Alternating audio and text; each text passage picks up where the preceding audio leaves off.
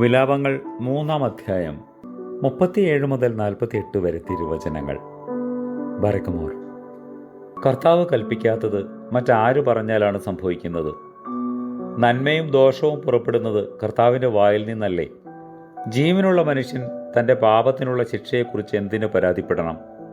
നമുക്ക് നമ്മുടെ വഴികളെ തെരഞ്ഞു പരിശോധിച്ച് കർത്താവിങ്കിലേക്ക് തിരിയാം. സ്വർഗത്തിലെ ദൈവത്തിങ്കിലേക്ക് നമ്മുടെ കൈകളും ഹൃദയങ്ങളും ഉയർത്താം. ഞങ്ങൾ ലംഘനം ചെയ്തു മത്സരിച്ചു, നീ ക്ഷമിച്ചതുമില്ല. നീ കോപം പൊതിച്ചു ഞങ്ങളെ പിന്തുടർന്നു, ഞങ്ങളെ കൊന്നു, കരുണ കാണിച്ചുമില്ല. ഞങ്ങളുടെ പ്രാർത്ഥന കടന്നു വരാത്തവണ്ണം നീ മേഘം കൊണ്ട് നിന്നെ തന്നെ മറച്ചു. ജനതകളുടെ ഇടയിൽ നീ ഞങ്ങളെ ചപ്പും ചവറുമാക്കി. ഞങ്ങളുടെ സകല ശത്രുക്കളും ഞങ്ങൾക്ക് നേരെ വായ പിളർക്കുന്നു. ഭീതിയും കെണിയും ശൂന്യതയും നാശവും ഞങ്ങളുടെ മേൽ വന്നെത്തിയിരിക്കുന്നു.